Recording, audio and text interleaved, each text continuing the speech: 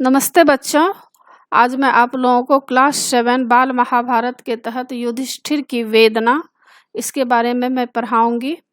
महाभारत के युद्ध में किस तरह से सारे लोग मारे गए हैं और युधिष्ठिर इसमें किस तरह से अपना दुख प्रकट कर रहे हैं, उनको कितना कष्ट हो रहा है, तो इसके बारे में इसमें बताया गया है। और बच्चों, इससे पहले मैं बाल महाभारत का बहुत सारा टॉपिक्स बना चुकी हूँ और क्लास 7 बसंत का भी बहुत ही आसान रूप में मैं चैप्टर पढ़ाई हूँ और हिंदी व्याकरण भी मैं पढ़ा चुकी हूँ। तो उन सब को देखने के लिए आप ऊपर दिए गए आई बटन पर क्लिक करके देख सकते हैं या नीचे दिए गए डिस्क्रिप्शन बॉक्स में देख सकते हैं या प्लेलिस्ट में जाकर देख सकते हैं। और बच्चों, आप मुझे इंस्टाग्राम, फेसबुक और ट्विटर पर भी फॉलो कर सकते हैं। तो अभी हम लोग जानेंगे युधिष्ठिर की वेदना, यानी युधिष्ठिर को किस तरह से चिंता हो रही है, बहुत ही गहरा आघात लगा है, दुख की खबर मिली है, इसके बारे में बताया जाएगा। रोती बिलखती स्त्रियों के मध्य से निकलते हुए युधिष्ठिर भाइयों एवं श्री कृष्ण के साथ धृतराष्ट्र के पास पहुंचे और नम्रता पूर्वक हाथ जोड़कर खड़े हो गए। और इसमें दिखाया जा रहा है कि महाभारत के युद्ध के दौरान बहुत सारे लोग मारे गए, तो उसमें जो है कितने के पति मर गए, कितने के पुत्र मर गए हैं, तो स्त्रियां जो है किस तरह से विलाप कर रही है, रो रही है। तो इसी को दिखाया गया है कि रोती बिलखती स्त्रियों के बीच से, मध्य से यानी बीच से निकलते हुए युधिष्ठिर भाइयों एवं श्री कृष्ण के साथ धृतराष्ट्र के पास पहुँचे और नम्रता पूर्वक हाथ जोड़कर खड़े हो गए।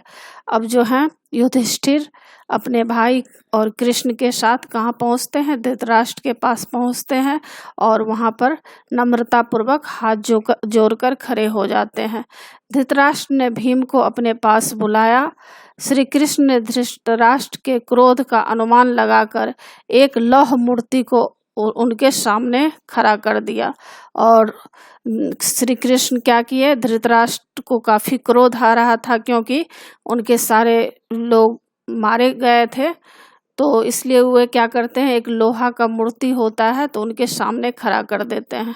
वृद्ध राजा ने प्रतिमा को भीम समझकर ज्यों ही छाती से लगाया तो उन्हें याद आ गया कि मेरे 100 पुत्र भीम ने ही मारे हैं। इस विचार से क्षुब्ध धृतराष्ट्र ने प्रतिमा को इतने जोर से दबाया कि लौह मूर्ति चकनाचूर हो गई। मूर्ति के चकनाचूर होने के बाद धृतराष्ट्र को अपनी गलती का एहसास हो गया।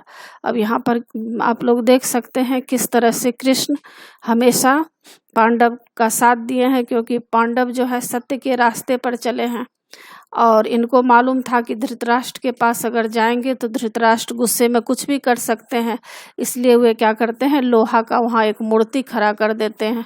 अगर लोहा के जगह वहाँ पर भीम रहता या कोई रहता तो उनको भी काफ़ी चोटें आती, इसलिए मूर्ति भी लोहा का मूर्ति चकनाचूर हो जाता है। तो इससे समझ सकते हैं कि वे कितने गुस्से में थे।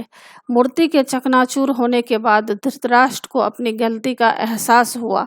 वह दुखी हो गए और शोक विह्वल होकर बोले, हाय, क्रोध में आकर मूर्खतावश मैंने यह क्या कर डाला, भीम की हत्या कर दी। यह कहकर वे बुरी तरह विलाप करने लगे। इस पर श्री कृष्ण ने धृतराष्ट्र से कहा, राजन क्षमा करें, मुझे पहले ही से मालूम था कि क्रोध में आकर आप ऐसा काम करेंगे, इसलिए उस अनर्थ को टालने के लिए मैंने पहले से ही उचित प्रबंध कर रखा था। आपने जिसको नष्ट किया है वह भीमसेन का शरीर नहीं बल्कि लोहे की मूर्ति थी। आपके क्रोध का ताप उस पर ही उतरकर शांत हो गया। भीमसेन अभी जीवित हैं। यह सुनकर धृतराष्ट्र को धीरज बंधा। उनका क्रोध शांत हो चुका था। उन्होंने पांडवों को आशीर्वाद दिया। धृतराष्ट्र के बाद 5 भाई व श्री कृष्ण गांधारी के पास गए। गांधारी ने आशीर्वाद देकर उनको विदा कर दिया और अपने पास बैठी शोक विह्वल द्रौपदी से कहा, बेटी दुखी न हो, मैं और तुम एक ही जैसी हैं। हमें सांत्वना देने वाला कौन है? इस सब की दोषी तो मैं ही हूँ। मेरे ही दोष के कारण आज स्कूल का सर्वनाश हुआ है, पर अब अपने को भी दोष देने से क्या लाभ। शोकमग्न युधिष्ठिर ने वन जाने का निश्चय किया। तब सब भाइयों ने युधिष्ठिर को समझाया अर्जुन ने गृहस्थ धर्म की श्रेष्ठता पर प्रकाश डाला। भीमसेन ने कटु वचनों से काम लिया। नकुल ने प्रमाण पूर्वक यह सिद्ध करने का प्रयत्न किया कि कर्म मार्ग न केवल सुगम है बल्कि उचित भी है, जबकि संन्यास मार्ग कंटीला और दुष्कर है। अब यहाँ पर ये लोग इतने दुखी हो गए हैं कि अब ये लोग राजा और काज से ज़्यादा है, इन लोगों का ऐसा मन हो रहा है कि अब वन में ही चले जाएं, क्योंकि दुख बहुत अधिक है। अब उन लोगों को राजा बनकर भी सुख प्राप्त करना अच्छा नहीं लग रहा है। तो यहाँ पर सारे भाई आपस में ही बात कर रहे हैं कि किस तरह से रहा जाए। तो इन लोगों का कहना यह है कि घर में ही रहकर, मतलब गृहस्थ आश्रम में ही रहकर सारा काम किया जाए, और संन्यास अगर कोई धारण कर लेते हैं तो वन वन घूमना पड़ता है, बहुत तरह के कष्ट उठाने पड़ते हैं। इस तरह देर तक युधिष्ठिर से बात विवाद होता रहा। सहदेव ने नकुल के पक्ष का समर्थन किया और अंत में अनुरोध किया कि हमारे पिता, माता, आचार्य, सब बंधु, सब कुछ आप ही हैं, हमारी ढिठाई को क्षमा करें। द्रौपदी भी इस विवाद में पीछे न रही। वह बोली, अब तो आपका यही कर्तव्य है कि राजोचित धर्म का पालन करते हुए राज शासन करें और चिंता न करें।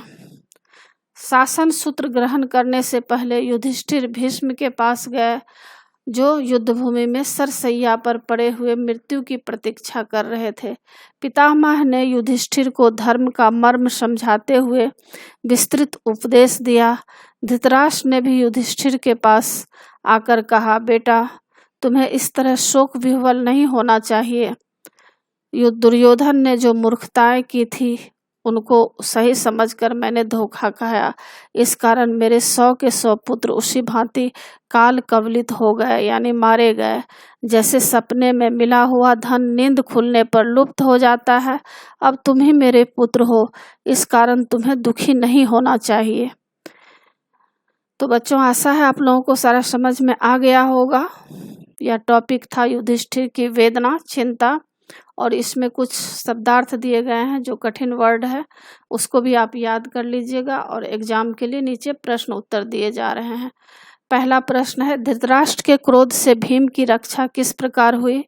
उत्तर है, धृतराष्ट्र के क्रोध का अनुमान लगाकर श्री कृष्ण ने भीम के स्थान पर एक लौह प्रतिमा यानी लोहे की मूर्ति धृतराष्ट्र के सम्मुख लाकर खड़ी कर दी।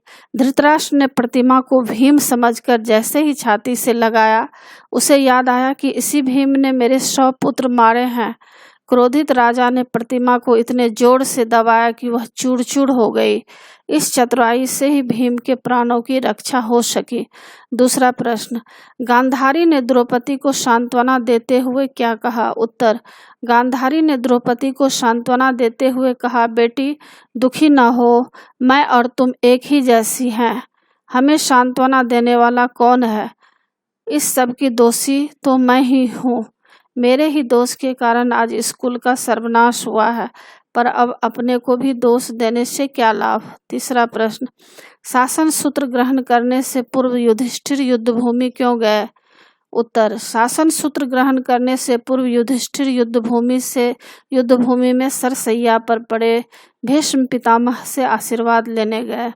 चौथा प्रश्न, युधिष्ठिर को सांत्वना देते हुए धृतराष्ट्र ने क्या कहा? उत्तर, बेटा तुम्हें इस तरह शोक विह्वल नहीं होना चाहिए। दुर्योधन ने जो मूर्खताएं की थी उनको सही समझकर मैंने धोखा खाया। इस कारण मेरे 100 के 100 पुत्र उसी भांति काल कवलित हो गए।